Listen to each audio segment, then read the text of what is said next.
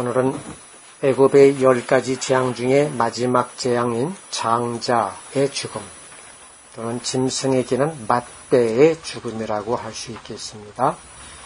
오늘 내용은 마지막에 해당하는 재앙이니만큼 우리가 앞에 있었던 재앙도 잠시 일부분을 살펴보면서 과연 교회는 어떤 것인지 또는 나라고 하는 자는 과연 누구고 어느 위치에 과연 내가 와 있는지 또 그렇다면 이제는 어떻게 믿음 생활을 해야 할 것인지에 대해서 알 수 있는 예배가 될 수 있기를 간절히 바랍니다. 우선 애굽의 재앙에 대해서는 우리가 기본적으로 가져야 할 자세가 있다고 하였습니다. 첫 번째로서는 재앙은 하나님이 내리신 재앙이 아니라 사람들의 영적 상태가 악과 거짓으로 변화되는 상태를 표현한 것이다 라는 것이고, 그 다음 둘째로는 이러한 재앙은 애굽이라는 나라와 이스라엘의 적대 국가에 내려진 재앙이 아니라 지금의 교회와 나 자신에게 있는 재앙으로 보아야 한다는 것입니다. 따라서 하나님을 안 믿는 사람들에게 내려진 재앙이 아니고 오히려 하나님을 믿는 자들에게 내려지는 영적인 재앙이고 형벌이라는 말씀입니다. 그리고 세 번째로는 재앙을 당하는 애굽과 바로는 하나님도 모르고 아주 못돼 먹은 사람들이기 때문에 재앙을 당하는 것이 마땅하고 따라서 그들은 모두 지옥에 갈 그러한 대상이라고 생각한다든가, 그와는 달리 나는 반대로 이미 구원을 받은 백성 중에 한 무리에 있으니 나는 안심하고 하늘나라에 가겠지라고 하는 그러한 생각을 해서는 안 된다는 말씀입니다. 왜냐하면 나 자신이 바로 그들과 같은 자이기 때문이라고 하는 것입니다. 우리는 흔히 하나님께서 이스라엘의 편이 되어서 저들에게 재앙을 내리신 것에 대해 매우 통쾌하게 생각할지 모르겠습니다. 우리는 애굽의 재앙에 대해서 영화를 통해서 혹시 보셨을 줄로 압니다마는 하나님의 말씀을 안 듣고 모세의 말을 듣지 않은 그 무리들이 모든 군사를 동원해서 이스라엘 백성들이 가는 그 뒤를 쫓아가고 나중에는 홍해를 건너는 그 이스라엘 백성들을 전부 다 죽이기 위해서 뒤쫓아 홍해에 들어갔다가 모두 수장된 것을 혹시 보셨을 줄로 압니다. 그런데 그렇게 수장된 것을 보면서 저 녀석들 잘 죽었다, 통쾌하다 하면서 아주 정말 기분 좋게 생각을 하셨을 줄로도 압니다. 그러나 그것은 나 자신이 저들과 같은 자다라고 한다면 그렇게 통쾌하게 여길 것은 못 된다고 할 것입니다. 자, 그러면은 첫 번째 재앙은 무엇이었습니까?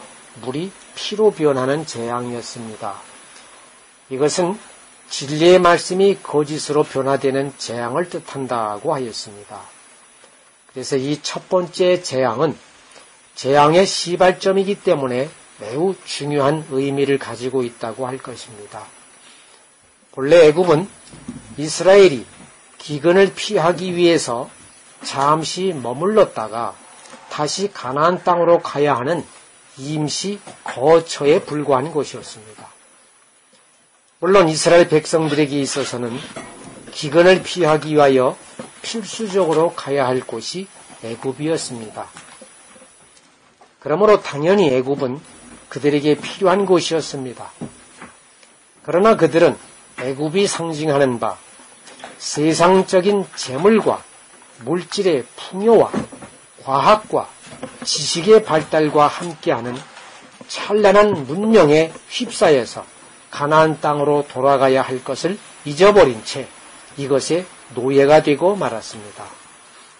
그래서 우리는 이 애굽의 재앙을 볼 때에 애굽은 임시 거처다라고 하는 것을 우리는 꼭 기억을 해야 합니다.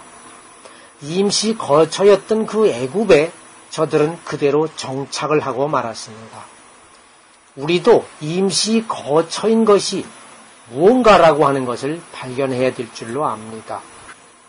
그래서 애굽의 재앙들은 우리에게 많은 것을 가르쳐주고 있습니다마는 그 중에서도 가장 핵심적인 것을 말씀드린다면 오늘날의 교회에도 마찬가지로 많은 사람들이 천국에 가기 위해서 당연히 거쳐야 할 곳이다 라고 하는 것이라는 것입니다. 왜냐하면 이곳에서 구원을 얻을 수 있는 방법을 배우고 하나님의 백성이 되기 위한 기본적인 지식을 배울 수 있기 때문입니다. 그러나 교회가 점차로 오늘날의 교회는 영적이질 못하고 물질적인 또는 자본주의적인 흐름에 끌려 들어가면서 세상에 속한 외적인 성장을 성공한 것인 줄로 착각하거나 아니면은 지식적으로만 아는 믿음을 구원받는 것인 줄로 알고 정작 구원의 핵심이 되는 하나님의 십계명을 지키는 삶을 잊어버리게 되었기 때문에 이것이 바로 애굽의 노예라고 하는 것입니다. 우리는 흔히 교회에 출석하는 것을 흔히 신앙생활을 하는 것이다 라고 이렇게 얘기를 합니다. 그러나 신앙생활이라고 하는 것은 교회에 생활하는 것이라고 하는 말보다는 오히려 말씀을 가지고 말씀대로 순종하고 즉 계명에 따라서 순종하고 행하는 선한 삶이 신앙생활인 것인데 그것을 본질을 잃어버리고 교회에 단지 왔다 갔다 하는 것만 가지고서 신앙생활인 줄로 착각하는 경우가 있다라고 하는 것입니다. 그러나 교회에 나오고 가고 하는 모든 것들은 이것은 외적인 것으로서 이것에 우리는 정착할 수가 없다라고 하는 것입니다. 우리는 이것은 임시 거처로서 기본적인 지식을 배우고 하나님이 어떤 분인지를 그것을 알 수 있는 곳이기 때문에 거기에서 본격적인 신앙의 삶인 즉 선한 삶이 무엇인지 하나님이 원하시는 삶이 무엇인지에 대해서 본격적으로 추진해 가야 된다고 하는 것입니다. 자, 그런데 이러한 삶을 살지 못함으로 인해서 결국은 우리는 애굽이라고 하는 교회에 그냥 정착을 하고 만다라고 하는 것이지요. 또 이렇게 정착하는 상태에 이르게 되다 보면은 마치 바로 왕이 이스라엘 백성들이 떠나가지 못하도록 모세에게 허락하지 않았던 것처럼 오늘날의 애굽과 같은 교회도 그냥 외적인 삶에서 만족하고 살 수 있도록 그렇게만 만들어주는 경우가 십상이다라고 하는 것입니다. 그러나 이스라엘 백성들과 같은 영적인 교인들에게는 이러한 애굽의 교회 생활이라고 하는 것은 잠시 기근을 피하여 머물렀다가 떠나야 할 임시 거처에 불과한 것이다 라고 하는 것을 알고 우리가 정말로 영적인 생활을 하고자 한다면 현재의 외적인 교회 생활을 기본으로 해서 영적인 교회 생활을 해 나가야 된다라고 하는 것입니다. 그래서 어떤 분은 그저 교회에 나가는 것을 마음의 위안으로 삼고 교회에 다닌다 하는 분이 있습니다. 그러나 교회에 나가는 것은 마음의 위안은 혹시 될지는 몰라도 절대로 그렇게 해가지고서는 천국에 갈 수가 없습니다. 마음의 위안만 삼아가지고서는 천국에 갈 수 없다라고 하는 겁니다. 그러면 어떻게 해야 천국에 갈 수 있는가? 내 삶에서 변화가 되어져야 합니다. 말씀을 가지고 그 말씀대로 순종하면서 즉 가르쳐 주신 십계명의 말씀을 가지고 내 생명이 되는 삶으로 이끌어내야 한다고 하는 것입니다. 그것이 곧 거듭나는 삶인 것이고 그렇게 하지 못한 것에 대한 회개 생활을 해야 되는 것이고 회개를 통해서 부단히 나를 개혁하는 생활이 있어야 된다고 하는 것입니다. 그래서 성령으로 거듭난다, 말씀으로 거듭난다라고 하는 것은 그렇게 쉽게 한순간에 이루어지는 것이 아니다라고 하는 것입니다. 자, 그렇다면 이스라엘 백성들이 잠시 기근을 피해서 머물렀다가 가야 하는 애굽이었다면은 그러면 그 애굽에서부터 다시 나와야 하는데 그러면은 어디로 가야 한다는 말씀입니까? 지금까지 다녔던 교회를 다니지 말아야 된다는 말입니까? 그렇지 않습니다. 이러한 질문은 니고데모와 같은 우매한 질문입니다. 여기서 애국과 같은 교회를 떠난다고 하는 것은 지금까지 말씀드린 대로 외적인 교회를 떠나서 영적인 교회 생활을 해야 한다는 것을 뜻합니다. 그리고 영적인 교회 생활을 한다는 것은 하나님의 십계명을 지킴으로 인해서 선한 사람이 되는 것을 뜻합니다. 선하다라고 하는 것은 하나님의 말씀에 순종하는 것이 선하다라고 하는 겁니다. 말씀에 순종하지 않으면 선한 것이 될 수가 없습니다. 또 하나님은 선하시기 때문에 그분으로부터 나오는 이 계명은 선한 말씀입니다. 그러므로 선한 것을 목적으로 하여 주신 그러한 계명이라는 말씀입니다. 그래서 선한 것을 목적으로 주신 계명을 우리가 지킴으로 인해서 선한 사람이 될 수 있는 것이고 그러한 선한 사람이 되어야 한다고 하는 것입니다. 그것이 곧 영적인 교회 생활을 하는 것이다 라고 하는 겁니다. 그래서 이스라엘 백성들이 애굽에서 모세를 따라 나섰듯이 십계명을 따라서 살아야 한다는 것입니다. 그러나 바로 왕과 같은 자는 영적인 삶보다도 외적인 삶을 더 좋아했습니다. 그래서 모세의 말을 거절하고 또 여전히 세상에 속한 외적인 물질 문명과 또 자본주의적인 교회를 갈망하고 그것을 교회의 부흥인 양 쫓아갔기 때문에 또는 그것을 신앙의 성장인 양 교인들이 쫓아갔기 때문에 마술사를 동원해 가면서까지 사람들의 생각에 맞추어 성경 진리들을 거짓되게 위화하였던 것입니다. 이것을 한마디로 해서 인본주의로 인한 교회의 타락이라고 말씀드릴 수가 있겠습니다. 인본주의라고 하는 것은 하나님주의가 아니고 즉 신본주의가 아니고 인본주의 즉 사람 위주의 모든 말씀의 해석과 삶을 뜻한다는 뜻이 되겠습니다. 그래서 하나님께서 계명을 지키라고 말씀하셨으면 그대로 지키면 되는 것입니다. 그런데도 그것을 어떻게 지킬 수 있느냐고 하면서 믿음만 있어도 된다고 하는 그러한 교리를 내세우는 것이 인본주의적인 발상이라고 하는 것입니다. 이러한 인본주의는 수많은 이유와 핑계거리를 만들면서 신학이라는 그러한 명목하에서도 각종의 논리와 이론과 추론을 난무하게 만들고 있습니다. 그로 인해서 진리가 위화되고 사람들이 타락한 삶을 살게 되는 것입니다. 그러므로 맨 첫 번째 재앙으로서 진리의 말씀이 상징하는 바 물이 먹지 못할 피로 변하게 되었다고 하는 말씀이 바로 인본주의로 인해서 진리가 거짓으로 위화된 것을 뜻한다는 말씀입니다.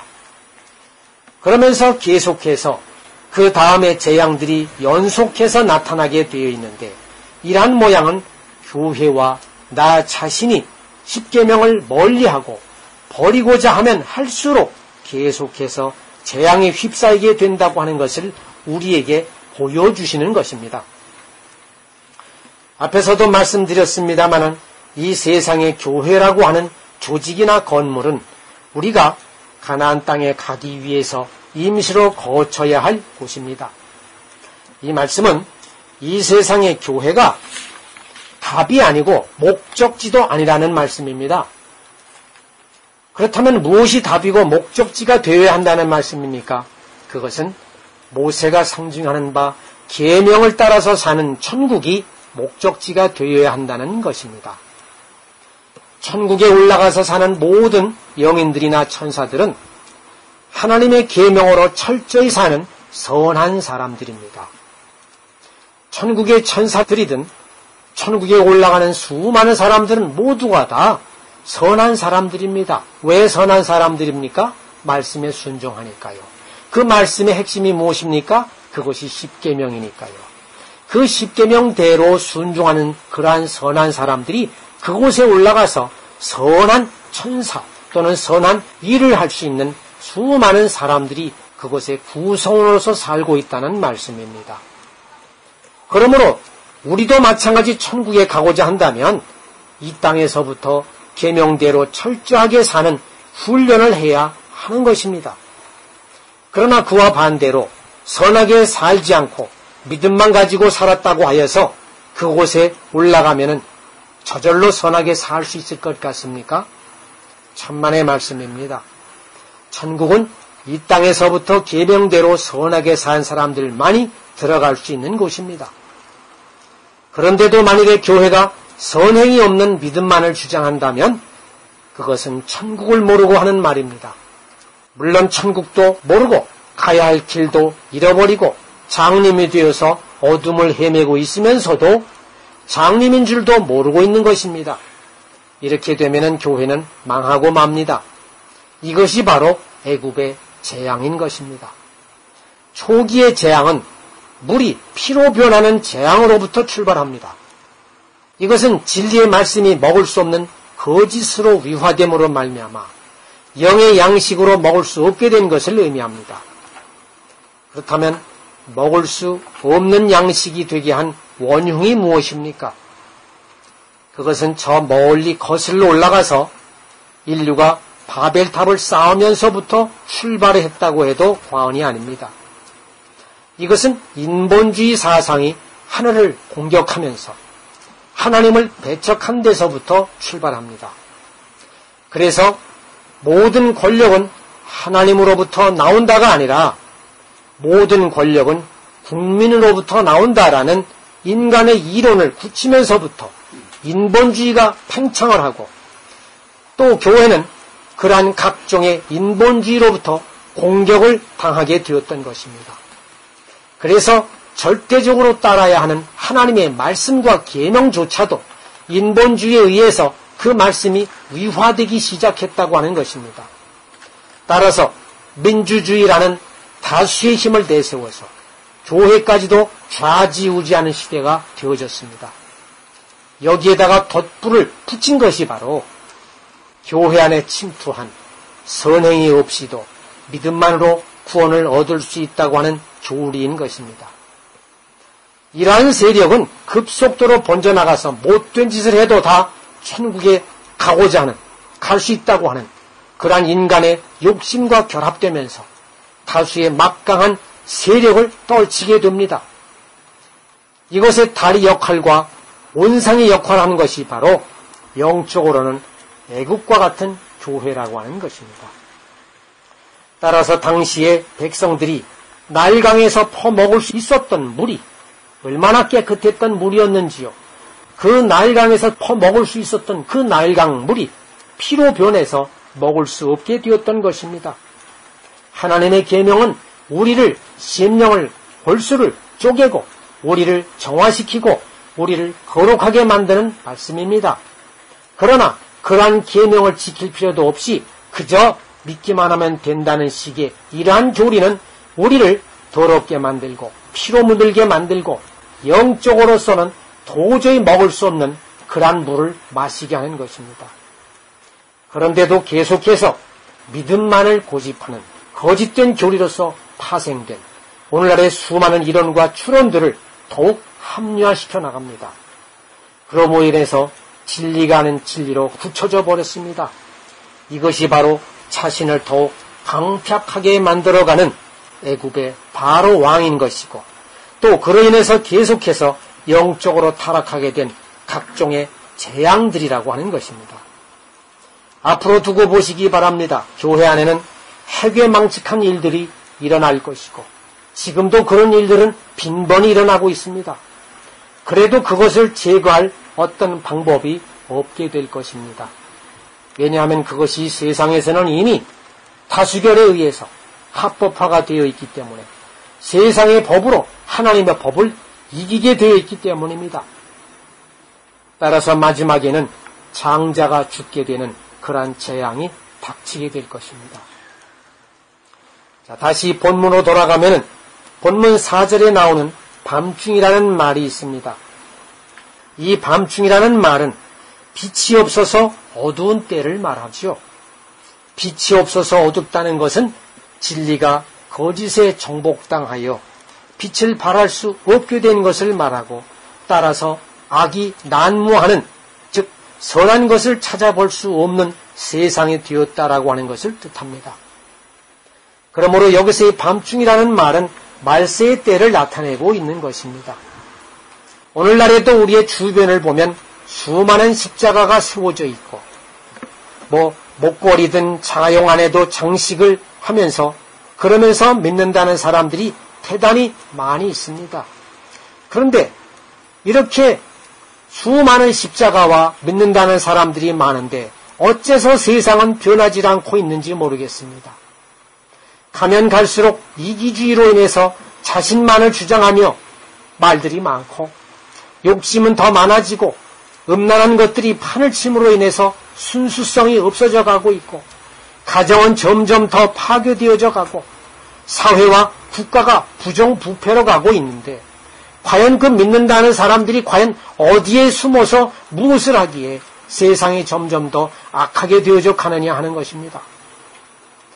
그래서 오죽하면 예수님께서 인자가 올 때에 세상에서 믿음을 보겠느냐라고 말씀을 하셨겠습니까?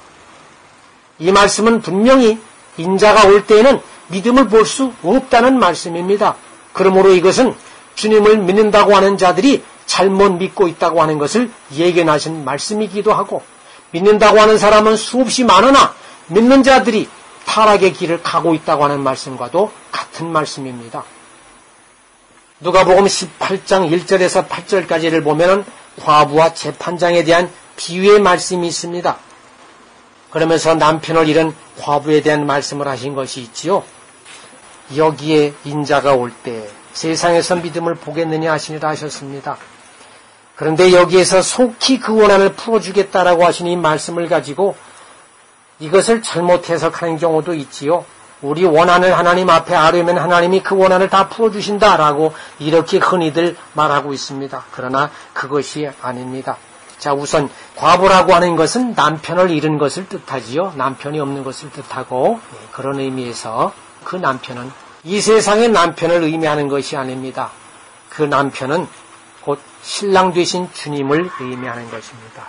예수 그리스도를 뜻한다는 말씀입니다. 그래서 신랑 되신 주님을 잃어버린 자를 뜻합니다. 그래서 성경에는 과부에 대한 말씀도 많이 나오고 고아라는 말씀도 있지요. 또 굶주린 자에 대한 말씀이 여러 군데 나오고 있지만은 그들은 모두 세상적인 그러한 과부나 또는 고아나 굶주린 자를 뜻하는 것이 아닙니다. 그것은 사람들 안에 있어야 할 영적인 진리인 주님 또는 주님을 상징하는 선함이 없는 상태를 말하고 있는 것입니다. 그래서 말씀대로 순종하지 못한 선함이 없고 주님을 상징하는 영적인 진리가 없는 것을 말하고 있는 것입니다. 그래서 고아나 굶주린 자라고 하는 것은 부모를 잃었거나 배고픈 자로서 영적으로는 하나님을 잃었거나 하나님의 본질인 선과 진리를 잃어서 헤매는 상태를 의미합니다. 따라서 주님께서는 그들에게 찾아오셔서 하나님이 어떤 분이시고 또 선과 진리가 무엇인지를 알려주신다는 말씀입니다. 그러므로 교회가 그들을 긍휼히 대하라고 하신 것이지요. 또 물론 여기 3절을 보면은 과부가 재판장에게 가서 말한 내 원수라고 하는 말이 있습니다. 이 내 원수라고 하는 것은 남편을 죽게 한 어떤 원수를 뜻하는 것이 아니라 그 원수는 신랑 되신 주님을 빼앗아간 거짓된 뱀, 거짓된 진리인 옛 뱀을 뜻한다라고 하는 것입니다. 우리 안에는 이 거짓된 것들이 들어오면은 우리는 진리의 말씀을 잃어버리게 되어 있습니다. 그 진정한 뜻이 무엇인지를 잃어버리고 남편을 잃은 것과 같이 헤매게 되고 또 남편이 없는 자와 같이 외로움을 겪게 될 것입니다. 그러므로 우리는 신랑 되신 주님을 우리는 확실하게 붙들어야만 될 텐데 이 주님을 붙들지 못하게 만드는 것이 바로 뱀이다라고 하는 것이고 거짓말로 속삭이는 그러한 옛 뱀인 거짓된 진리를 뜻한다는 말씀인 것입니다. 아마 우리는 이미 예수님이 어떻게 돌아가시는지에 대해서는 잘 알고 있을 겁니다. 그분은 하나님 아버지의 말씀을 이루기 위해서 목숨을 바쳤던 분입니다. 그런데 우리는 과연 하나님의 말씀을 이루기 위해서 목숨을 바치고 있느냐 하는 겁니다. 진정으로 마음과 뜻과 목숨을 다하여 그분의 계명을 실천하고 있느냐라고 하는 겁니다. 분명히 그분께서는 그렇게 하라고 계명을 주셨습니다. 그 계명을 주시면서 하나님을 사랑하고 이웃을 사랑하라. 그리고 또 내 마음과 뜻과 정성을 다해서 목숨을 다해서 그렇게 사랑하라 라고 말씀을 하셨습니다. 그런데도 선함이 없이 계명을 지킬 필요도 없이 믿음만 있으면 구원 얻을 수 있다는 말씀이 도대체 무슨 말씀입니까? 이런 거짓말 때문에 진정으로 믿는 사람이 없게 된다는 말씀입니다. 그러므로 말세에 믿는 자를 볼 수 있겠느냐라고 하셨던 예수님의 말씀인 것입니다. 그러므로 우리가 하나님을 믿는다고 한다면 정말로 계명을 지키는 변화된 삶을 살아야 하는 것입니다. 그래서 이러한 삶을 살지 못하여 짝짝이 같은 삶을 산 그러한 과부와 같은 나 자신이라 할지라도 내 자신의 잘못을 통회하고 내 자신의 악하고 거짓된 원수 마귀 그것을 없애달라고 밤낮으로 부르짖으면 하나님께서 어찌 그 기도를 들어주시지 않겠느냐라고 하는 그러한 말씀인 것이지 무슨 남편을 때려 죽인 원수를 갚아달라고 원수 갚아달라고 하는 기도를 하나님이 들어주시겠다는 말씀입니까? 이게 아닙니다. 우리는 이 어둠의 세대에서 신랑을 빼앗기지 않도록 십계명을 붙잡고 부단히 부르짖어야 할 것입니다. 어떠한 어려움이 있어도 이것을 극복해야 합니다. 사람은 이 세상에 살면서 누구든지 다 고난을 당하게 되어 있습니다. 그 고난이 어떤 고난이든지 간에 그 고난 속에서도 하나님을 잊지 말고 이웃을 사랑하는 것을 잊지 말고 내 자식들, 내 가족들, 내 친척들, 내 주변의 사람들, 내 이웃의 모든 사람들에게 사랑을 베푸는 것을 절대로 잊어서는 안 됩니다. 그 다음에 본문으로 다시 가서요. 출애굽기 11장 5절에서는 10번째 마지막 재앙으로서 모든 처음 태어난 장자와 모든 가축의 처음 난 것까지 죽을 것이라고 말씀하고 계십니다. 여기서의 장자의 죽음은 영적으로 볼 때에 믿음이 사라지는 것을 뜻합니다. 자, 그렇다면 왜 믿음이 사라지는 것이 장자의 죽음인지에 대해서 말씀을 드려야 되겠습니다. 이것은 중요한 내용이니만큼 잘 들으셔야 할 줄로 압니다. 자, 우선 서론적으로 말씀드리면 지금까지의 재앙들은 모두 믿음이 위화되어지고 거짓된 진리들이 난무하는 재앙들이라고 이미 말씀을 드렸었습니다. 그래서 강물이 피로 변하는 것에서부터 시작해서 개구리가 날뛰고 이가 생겨나고 파리가 왱왱거렸고 가축의 돌림병이 생겼고 악성 종기가 생겼고 우박이 내려왔고 또 메뚜기가 판을 쳤고 어둠이 몰려왔었던 그러한 재앙들.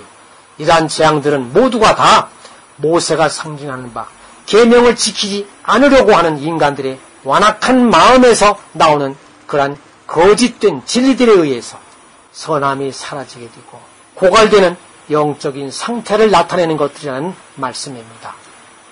계명을 지키지 않으면 우리는 삶에서 어려움을 당연히 겪게 되어 있습니다.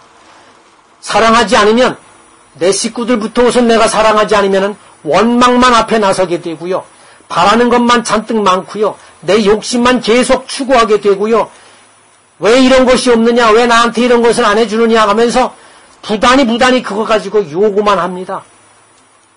이것은요, 가정에 깨어지게 되는 재앙의 한 차선이라고 볼 수가 있겠습니다. 그러면서도 우리는 믿는다고 말은 합니다. 도대체 믿는 게 뭘 믿는 겁니까, 그것이? 지금도 내 자신 안에는 내 욕망만 가득 차 있고요. 남을 사랑하지도 않고 있고요. 선한 마음이 또 없습니다. 이런 것이 없다면요, 이미 재앙이 내 안에 들어와 있다라고 하는 것입니다. 이것을 우리는 알고 확실하게 계명 안에서 회개하는 삶을 살아야 될 줄로 압니다. 그런데 이렇게 마지막에 와서까지도 끝까지 거짓으로 계명에 대항해서 선함을 버리게 되면 결국에는 진리가 사라져버리게 되어 있는 것입니다. 그래서 선함을 잃게 되면은 결국은 가정도 파괴되고요, 나라도 파괴되고 사회도 파괴되고 만다는 말씀입니다. 그래서 우리가 믿는다는 믿음은, 즉 진리가 향하는 목표는 선함에 있습니다. 그 선함이 없는 거짓으로는 진리를 진리로서 더 이상 존재할 수 없게 만들어버리게 됩니다. 믿음이 믿음으로서 도대체 믿음이라고 할 수 없는 믿음이 되어버리게 만든다는 말씀입니다. 그러므로 선함이 사라져버리게 되면 결국에는 진리도 사라지게 되어 있는 것입니다. 그런데 진리가 사라져버린다고 하는 것은 교회가 믿는다고 하는 그 믿음도 역시 같이 사라져버리는 것이 된다는 것입니다. 즉 헛된 믿음이 되어버리는 것이죠. 그러므로 믿음이라고 하는 것은 반드시 그 믿음으로 인하여 뒤따라 나오는 선한 것들이 있어야만 그 믿음이 온전한 믿음이 된다는 것이죠. 그래서 하나님을 진정으로 믿게 되면 삶에서 변화가 되어지는 것이 시간의 흐름입니다. 이것이 시간적으로 앞서 있는 것이 믿음이라고 하는 것입니다. 그러므로 시간적으로 믿음이 앞서 있기 때문에, 즉 선함보다는 앞서 있는 것이기 때문에 그 믿음을 장자라고 표현한 것이라는 말씀입니다. 본문에서 애굽의 장자가 죽는 재앙으로 기록된 것도 이제는 마지막에 다 되어서 끝까지 가보자고 하는 데까지 가게 되다 보면은 결국은 장자가 죽게 되는, 즉 믿음조차도 상실되게 되는, 그래서 진리가 사라지게 되는 것을 나타내고 있는 것이 장자가 죽는 재앙인 것입니다. 그러므로 애굽에는 이제 모든 믿음과 진리가 사라지게 되었기 때문에, 그리고 그 안에서는 도저히 구원의 가망성이라고는 찾아볼 수 없게 되었기 때문에 모세로 하여금 이스라엘 백성들을 나오게 해서 광야에서 하나님을 섬기게 하였던 것입니다. 광야라고 하는 것도 편안한 삶을 뜻하는 것이 아닙니다. 하나님은 이 광야를 통해서 사실은 어려운 환경을 통해서 당신의 계명을 지키는 자를 찾고 계신다라고 이렇게 우리는 보아야 할 것입니다. 그래서 그 어려운 고통과 고난과 우리의 애통함 속에서도 과연 계명을 지키는가 아닌가, 거기에서 참된 씨앗을 골라낸다고 하는 것입니다. 속가서 참된 교인이 과연 누구인지, 참된 믿음을 가진 자가 누구인지 이것을 속가내서 하나님은 그러한 자들을 천국에 가게 만드신다는 말씀입니다. 바로의 장자로부터 맷돌 뒤에 있는 몸종의 장자가 죽으리라고 말씀하고 계시는데, 이 말씀은 큰 믿음이 있다고 하는 자에부터 작은 믿음이 있다고 하는 자에 이르기까지, 그리고 내적인 믿음이 있다고 하는 자에서부터 외적인 믿음이 있다고 하는 자에게 이르기까지 저들이 알고 있다는 위화된 믿음의 진리들, 즉 지식적으로만 알고 있음으로 해서 선한 열매를 맺지 못하는 그러한 기억, 지혜에 속한 그러한 믿음으로 인해서 선이 파괴되어졌다라고 하는 것을 뜻합니다. 그래서 선함을 목적으로 한 참된 믿음이 모두 사라지게 되었음을 말씀하고 계신 것이 바로 바로의 장자로부터 맷돌 뒤에는 몸종의 장자가 죽으리라라고 하는 말씀의 뜻이 바로 이것입니다. 그런데 맷돌이라고 하는 것을 한번 또 짚어봐야 될 것 같습니다. 맷돌이라고 하는 것은 선을 목적으로 파생된 다양하고도 구체적인 진리들을 뜻합니다. 그래서 주님께서는 이 맷돌이라고 하는 단어를 사용해서 말세를 나타내신 곳이 또 있습니다. 마태복음 24장 37절에서 42절까지 한번 보도록 하겠습니다. 노아의 때와 같이 인자의 맘도 그러하리라. 홍수 전에 노아가 방주에 들어가던 날까지 사람들이 먹고 마시고 장가들고 시집가고 있으면서 홍수가 나서 그들을 다 멸하기까지 깨닫지 못하였으니 인자의 맘도 이와 같으리라. 그때 두 사람이 밭에 있음에 한 사람은 데려가고 한 사람은 버려둠을 당할 것이요, 두 여자가 맷돌질을 하고 있음에 한 사람은 데려가고 한 사람은 버려둠을 당할 것이니라. 그러므로 깨어 있으라. 어느 날에 너희 주가 임할는지 너희가 알지 못함이니라. 자, 여기서도 맷돌이라고 하는 말씀을 사용하고 있습니다. 요즘에는 맷돌을 가는 경우가 별로 없죠. 방앗간에서 전부 다 그냥 빻기 때문에. 근데 옛날에는 맷돌을 많이 사용했죠. 그래서 고대 생활에서부터 맷돌을 많이 갈았습니다. 그런데 이 맷돌이 상징하는 바가 무엇인지를 우리는 또 잘 알아야 될 줄로 압니다. 그래서 성경은 고대 생활에 있는 모든 내용들을 가지고 기록한 단어들이 많이 있기 때문에 그것을 우리는 상징하는 바를 알아야 영적인 뜻이 무엇인지를 알 수가 있을 줄로 압니다. 자, 여기에 37절에 보면은 노아의 때와 같이 인자의 임함도 그러하리라 라고 하고 있습니다. 노아의 때가 어떤 때입니까? 수많은 사람들이 먹고 마시고 장가들고 시집가고 있다고 이렇게 기록하고 있습니다. 여기는 좋은 의미로 보면은 편안하고 행복한 생활이 될 수가 있겠지요. 그러나 이때는 타락한 생활을 뜻하지요. 그저 통간하고 간통하고 별짓을 다 해가면서 살아가는 장가가고 시집가고 하는 남녀끼리 그저 그렇게 타락한 혼잡한 삶을 산 것을 뜻한다고 볼 수가 있겠습니다. 오늘날도 가다 보면은 점차적으로 백주에 못된 짓을 다 해도 그것이 그냥 통념화가 되는 경우가 많이 있지요. 그래서 이 말씀은 말세의 사람들이 악과 거짓에 휩쓸려서 방탕과 음흉을 일삼으면서도 그것이 법에 저촉되지 않는 통상적인 것들에 대해서 무엇이 선한 것인고 무엇이 진리인 것인지 분간하지 못하게 될 때에 결국은 주님께서 임하실 것이라는 말씀인 것입니다. 그런데 그때 41절에 이 끄트머리 두 여자가 맷돌질을 하고 있음에 한 사람은 데려가고 한 사람은 버리움을 당할 것이라고 말씀을 하십니다. 여기에서의 여자는 누구를 뜻합니까? 맷돌질하는 여자는 누구를 뜻합니까? 맷돌질하는 여자는 주인을 섬기는 자입니다.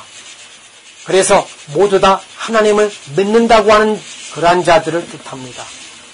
그리고 맷돌질이라고 하는 것은 씨앗을 가루로 만들어내서 빵을 굽기 위한 그러한 것이지요.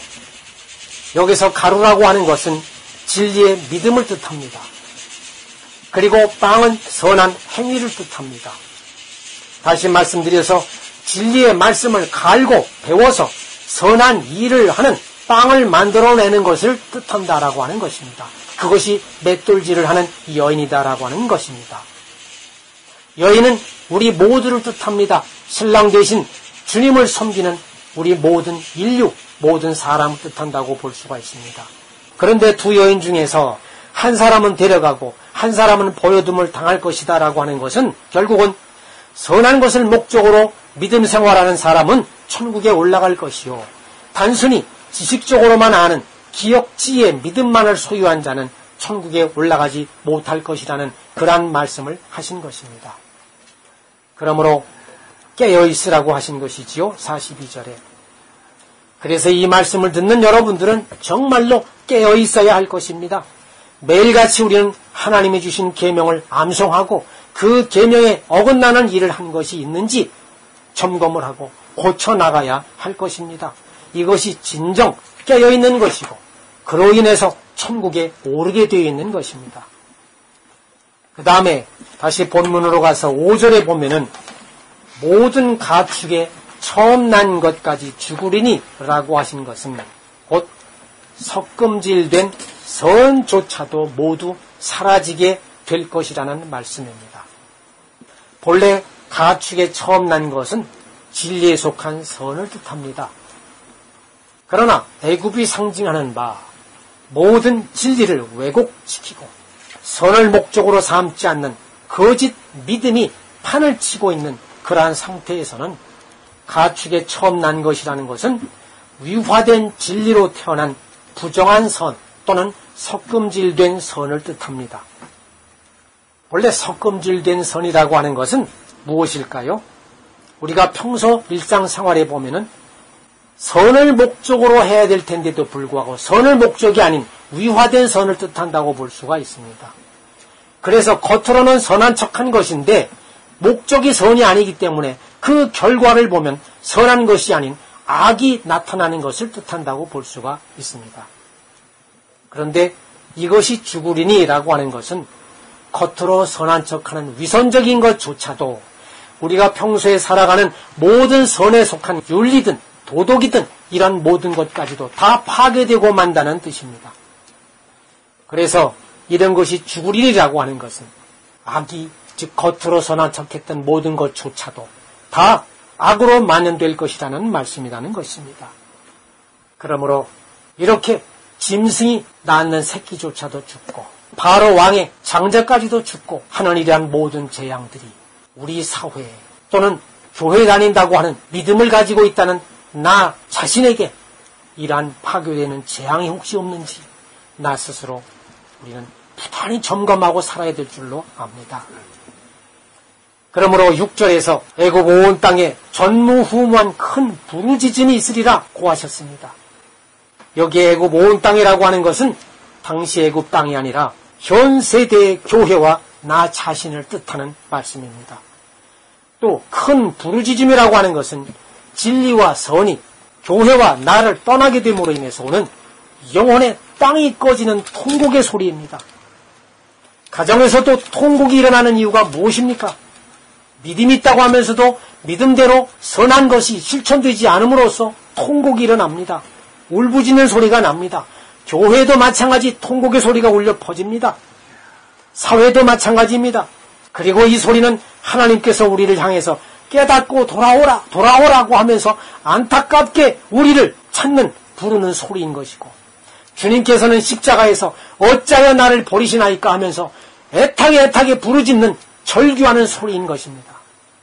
이렇게 통곡과 부르짖는 소리와 애타게 부르짖는 주님의 절규하는 소리가 이것이 있는데도 불구하고 나는 지금 무엇을 하고 있느냐 하는 겁니다. 십자가상에서 돌아가시는 것은 이것은 헛된 돌아가심이 아닙니다. 우리도 내 자신을 죽여야 하는데 내 자신은 죽질 않고 예수님께서 그렇게 부르시는데도 불구하고 통곡의 소리가 있는데도 불구하고 하나님은 내게로 오라, 계명대로 지켜라, 너는 선하게 행하라, 내 말씀대로 행하라, 부단히 내게 외치는데도 불구하고 내 양심 속에서도 하나님의 믿음이 무엇입니까? 하나님 말씀 주시옵소서 하면서도 그 주신 말씀은 어디로 다 팽겨쳐버리고 내 주관과 내 생각대로 그저 내 믿음만 옳다고 생각하고 내가 요구하는 것만 부단히 요구하면서 말만 많고 이론만 내세우고 이렇게 살아가는 내 자신이 아닌가 항상 살펴라는 그런 말씀인 것입니다. 그러므로 나는 과연 어떻게 해야 되겠습니까? 나는 무엇을 해야 되겠습니까? 나는 계명 아래 엎드려야 할 줄로 압니다. 계명을 지키지 못했음을 자복하면서 계명만이 나의 영혼을 살릴 수 있는 길임을 알고 아버지여 내가 주님께 죄를 지었나이다 하면서 통회하면서 눈물을 뿌려서 울부짖는 자가 되어야 할 줄로 압니다. 아버지여 내가 죄를 지었나이다. 나와 내 가족과 내 식구들에게도 사랑하지 못했나이다. 내 주변의 사람들에게도 내가 사랑을 베풀지 못했나이다 하면서 우리는 통회하고 자복하면서 눈물을 뿌리는 자가 되어야 할 줄로 압니다. 시간 다 같이 통성으로 한 3분간 기도하고 끝내도록 하겠습니다. 하나님 아버지, 정말로 제가 믿는다고 하면서 하나님을 믿는다고 하지만은 내가 믿음이 온전한 믿음의 생활을 했는지를 다시 한번 생각하게 해주시기를 원합니다. 내가 하나님을 기뻐하고 찬양한다고 언제는 기분 좋게 외치고 언제는 찬송을 부르고 언제는 기뻐하고 날뛴다고 하지만은 어느 순간에는 또 내 욕심에 따라서 내 욕심이 이루어지지 않을 때에는 내가 바라는 것이 이루어지지 않을 때에는 또 그때는 원망을 하고 또 그때는 많은 사람들에게 내 투정을 부리기나 하고 내 못된 욕심을 부리기나 하고 내가 많은 사람들에게 악한 것을 말하고 선하지 못한 것을 함께 할 때가 수없이 많았음을 알게 됩니다. 아버지여, 내 속에 있는 내 영혼이 재앙을 당하는 그 모든 것들임을 알면서도 불구하고 그것이 재앙인지도 모르고 산 경우가 너무나도 많았습니다. 아버지여, 이 못된 것들을 버리게 하여 주시옵시고 내 속에 나타나게 되는 모든 재앙들 정말 발견했다면 아버지여, 계명 안에서 내가 통회하고 울부리는 자가 되게 하여 주셔서 진정으로 믿는 자가 되게 하여 주시고 정말 예수님께서 말세가 될 때 믿음 있는 자가 과연 있겠느냐라고 하는 그 말씀이 내게 이루어지는 것이 아니 될 수 있도록 아버지요, 진정으로 믿는 자가 되게 하여 주시고 정말 믿음 안에서 선한 자가 되고 정말 믿음 안에서 살아가는 자가 되게 하여 주시기를 간절히 원합니다. 내가 그렇게 되지 못한 것 아버지요, 이 시간을 통해서 통회하고 눈물을 흘리니 아버지요, 내 못된 것들을 아버지요 도말하여 주시고 제거시켜 주시옵시고 온전한 계명 안에서 살아가는 참된 자가 될 수 있도록 인도하여 주시옵소서. 아버지여, 그리하여 내 삶의 변화가 될 때 그것이 곧 내가 거듭나는 삶인 것을 알고 계명 안에서 바르게 살아가는 내가 되게 하여 주시옵소서. 그리할 때 비로소 내게 빛이 되고 내게 그것이 말씀이 빛이 되어서 내 영혼 안에 주님 안에서 거하는 것이 되고 내가 천국에 거하는 자가 될 줄로 믿사오니 아버지여, 내가 천국인이 되기 위해서라도 변화되고 변화되는 개혁되는 자가 되게 해주시고 변화되고 변화되는 그런 거듭난 자가 되게 해주시고 중생하는 자가 되게 하여 주시옵소서. 영원토록 나 자신을 이렇게 통하는 자가 되기를 간절히 사모하면서 모든 말씀 예수 그리스도 이름으로 기도드리옵나이다. 아멘.